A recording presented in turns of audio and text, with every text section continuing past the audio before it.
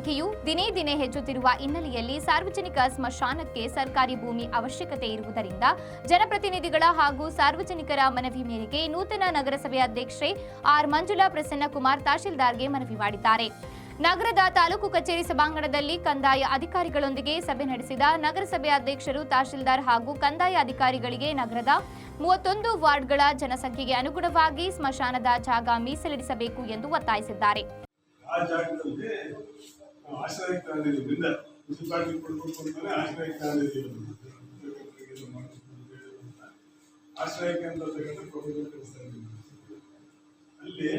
ಸಾಹೇಬರು ಹೇಳಿದ್ರು ಜಾಗ ಹಾಕಿದ್ರೆ ನಾನು ಬರ್ತೀನಿ ಏನು ಮಾಡಬೇಕು ಅಂತ ಅವ್ರು ಹೇಳಿದ್ರು ಸರ್. ಅದೊಂದು ಜಾಗ ಬಿಟ್ಟರೆ ಅಲ್ಲಿ ಗೌರ್ಮೆಂಟ್ ಲ್ಯಾಂಡ್ ಸಿಗೋದು ಕಷ್ಟ. ಆಗೋದ್ರಲ್ಲಿ ಸಿಗುತ್ತೆ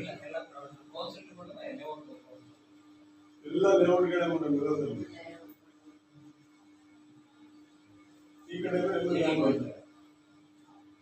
ಈ ಕಡೆನೂ ಅಂತ ಏನೋ ಲ್ಯಾಂಡ್ ಸಿಗೋದು ಮಾತೇ ಇಲ್ಲ.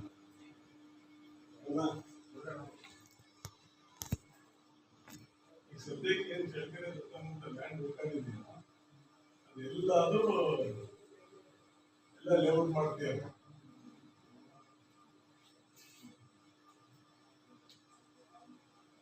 ಪ್ರಕಾಶ ರಜೆ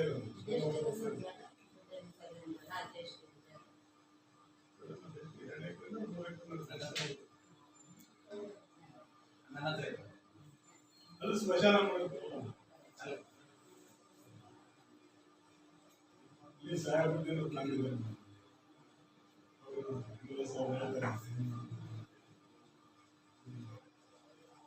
ನಗರದ ಹಲವು ಪ್ರದೇಶಗಳಾದ ಹಳೆ ಟೌನ್, ಶಾಂತಿನಗರ, ಮದಕರಿ ನಗರ, ಕಾಟಪ್ಪನಹಟ್ಟಿ, ಅಸರ್ ಮಹಲ್ಲಾ ಇನ್ನು ಅನೇಕ ವಾರ್ಡ್ಗಳ ನಾಗರಿಕರು ಈಗಲೂ ಪಾವಗಡ ರಸ್ತೆ ರೈಲ್ವೆ ಸ್ಟೇಷನ್ ಸಮೀಪದ ಸರ್ಕಾರಿ ಸ್ಮಶಾನದಲ್ಲಿ ಶವ ಸಂಸ್ಕಾರ ನಡೆಸುತ್ತಿದ್ದಾರೆ. ಆದರೆ ಸದರಿ ಜಾಗದಲ್ಲಿ ಒಂದರ ಮೇಲೆ ಇನ್ನೊಂದರಂತೆ ಹಳೆಯ ಶವ ಮಣ್ಣಿನ ಗುಡ್ಡೆಗಳನ್ನು ಮೇಲಿಂದ ಮೇಲೆ ಗುಂಡಿ ತೋಡಿ ಅದೇ ಜಾಗದಲ್ಲಿ ಶವ ಸಂಸ್ಕಾರ ನಡೆಸುತ್ತಿರುವುದು ಶೋಚನೀಯ ಸಂಗತಿ.